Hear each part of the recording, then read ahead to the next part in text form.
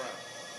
Giving in to that anger by looting or carrying guns, and even attacking the police only serves to raise tensions and stir chaos. It undermines rather than advancing justice. Let me also be clear that our constitutional rights to speak freely, to assemble, and to report in the press must be vigilantly safeguarded, especially in moments like these. There's no excuse for excessive force by police or any action that denies people the right to protest peacefully. Now, Mr. Obama was equally balanced and explicit question of race, saying that in too many communities, young African-American men are wrongly seen as objects of fear. He also acknowledged that some young African-American men do commit crimes. As we mentioned, today saw a new account of what happened emerge. I want you to hear it all so you can decide what to make of it for yourself. Now, it comes from a woman calling herself Josie, who phoned into a local radio talk show claiming to know Officer Wilson's side of the story. Now, a source with detailed knowledge of the investigation says that what she said matches Officer Wilson's story, what he has told police. Here's what she told local station KFDK. Okay, so he said that, they were walking in the middle of the street. He pulled up, rolled his window down, and, said, come on, guys, get on the street. They refused to and were yelling back. They were almost where we're going, and there was some cussing involved. And then he just kept rolling up, and he pulled over. And I believe at that point he called for a back. I'm not sure. But I know he pulled up ahead of them, and he was watching them. And then he gets the call in that there was a strong armed robbery, and he did the description. And he's looking at them. They got something in their hands that looks like it could be what, those cigars or whatever. So he goes in reverse back to them, tries to get out of his car. They slam his door shut violently. I think he said Michael did. And then he opened his car again, tries to get out. And as he stands up, Michael just falls off his and just shoves him back into his car, punches him in the face. And then, of course, Darren grabs for his gun, and Michael grabs the gun. At one point, he's got the gun totally turned against his hip, and Darren, shoves it away, and the gun goes off. Well, then Michael takes off with his friend. They get to be about 35 feet away, and, Darren, first protocol is to pursue. So he stands up and yells, freeze. Michael and his friend turn around, and Michael starts taunting him, oh, what are you going to do about it? Papa. You're not going to shoot me. And then he said all of a sudden he just started to bum rush him. He just started coming at him full speed. And so he just started shooting, and he just kept coming. So he really thinks he was on something because he just kept coming. It was unbelievable. And then so he finally ended up, the final shot was in the forehead, and then he fell about 2-3 feet in front of the officer. So that's why the stories are going around that, he was shot execution style. I think some people saw, the shot in his head. Of course, ballistics will prove he wasn't shot in the back like the other people are saying, they're quote-unquote witnesses. But that's his version of what happened. Now, can I ask, how did you come by this information? Is this something that did you have discussions with the family? How did you come to know the details of it? With his significant other told me. It was before it was such a huge, it was Sunday night before the riot, so, it was when there was on Facebook, everyone was still talking, it was kind of an open discussion at that point. I, of course, had no idea it would turn into this. Now, according to our reporting, that squares with Officer Wilson has told investigators that, according to a source with detailed information about the investigation, that now it stands in sharp contrast with what at least three other witnesses say, including Brian Johnson, who was with Michael Brown when they encountered Officer Wilson. Here's what he said on this program. When he fired his weapon, I moved seconds before he pulled the trigger. I started barking like a girl, and instantly knew that it was a gun. I looked at my friend Big Mike, and I saw that he was struck in his chest for an upper reason, because I saw blood splatter down his side, his right area. And at that time, we both took off running, and I was able to hide myself behind the first vehicle that was up on the scene. And the officer then got out his car. My friend Big Mike was still running. He ran past me and saw me in plain sight. He said to me verbatim that, he said, keep running, bro. And he kept running, and almost in an instant, my volume started rising, and I see the officer proceeded after my friend Big Mike with his gun drawn, and he fired a second shot, and that struck my friend Big Mike. And at that time, he turned around with his hands up, beginning to tell the officer that he was unarmed and to tell him to stop shooting. But at that time, the officer was firing several more shots into my friend, and he hit the ground and died. All right, two very different accounts, obviously, and there are many variations of it. We're going to talk to other eyewitnesses later on in this hour. Two autopsies done, still a significant gap in what we know. There's a lot to talk about. There's also a lot to be careful about.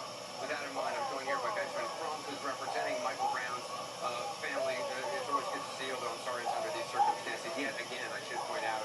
First of all, you take issue with this radio caller, Josie. Do you believe this is part of a coordinated effort by law enforcement to release select pieces of information that bolsters the officer's case?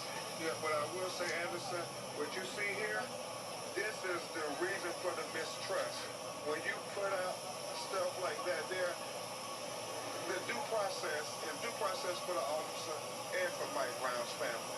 But it only works when you give the police reports with the statements from the police so they can be cross-examined and vetted. But to just go out there and say, witness heard from somebody else who got a significant other, and you say, how's that being responsible? Make them come and do just like all these witnesses are doing from this community in Ferguson. Because remember, a lot of them are afraid to come forward because when you all take the cameras away, they still got to live here and they fear retribution. But they are coming talking to the law enforcement agencies because they are passionate about The police are saying, well, look, we can't release all the information that we know because it's an ongoing Anderson. investigation. They show released the Mike Brown's video and they still going. So it's disingenuous. You're saying they're releasing selective information in order to basically assassinate the character of Michael Brown. They assassinated this person, now they're going to assassinate his character in death. And I think that's part of their playbook, Anderson. I've done these cases long enough to know when you don't have a real defense, you try to do a smoke and mirrors distracted. And we don't have to get to the issue of why he shot so many times, why he did that kill shot in the top of his head. You know, they're shooting this in broad daylight, Anderson. And they're saying, but he got his hands up, why are you still shooting? When the autopsy, which Michael Baden did, renowned pathologist, brought in by the family, there's going to be another one by the federal government.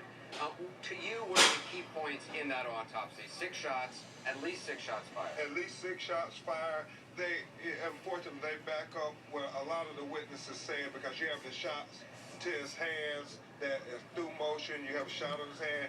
Unfortunately, we have one shot in the arm back to front, according to the pathologist. exactly, which would suggest he had his hands up, as the many of the witnesses said. And also, they clarified that this the hands are mobile, and when you put it down, you got the shot coming from the back. So that's why they want all the witness testimony. They want the clothes to see what's the gunshot residue on there. They want to know if there was gunshot residue in the vehicle, any blood in the vehicle. All this will happen. They want to know what the x-rays say, how many bullets went into his body. And they all agree that at least 6 shots, maybe more. And the question remains, why do you have to shoot an unarmed person in broad daylight, execution style? Do you believe that what has been happening out here for the last several days, and I should point out, I mean, throughout the day, most of these protesters are peaceful. They just want their voices heard. There obviously has been violence later on at night. Do you worry that that takes away from or distracts people from the essential case here? Absolutely. And, you know, the family has asked Anderson that everybody be responsible, and we understand you're mad and you're upset, but we want justice. And when you do irresponsible things and violent, it takes everybody's attention away from getting justice for their son and saying, look at how irresponsible they are. And I understand it. I get it, Anderson. I think you understand it too. These people are hurting. They've seen their children killed over and over again, and they know the police do the playbook where they say a pending investigation. It takes forever. A year later, when nobody remembers their child name but them, they then sweep it under the rug and say it was justified. Well, it's different this time because this was in broad daylight. Do you believe that what has occurred here in front of the cameras, really, the presence of law enforcement, the militarization of the police, which I think has surprised a lot of people, raised a lot of questions around the country. Do you think that will change anything?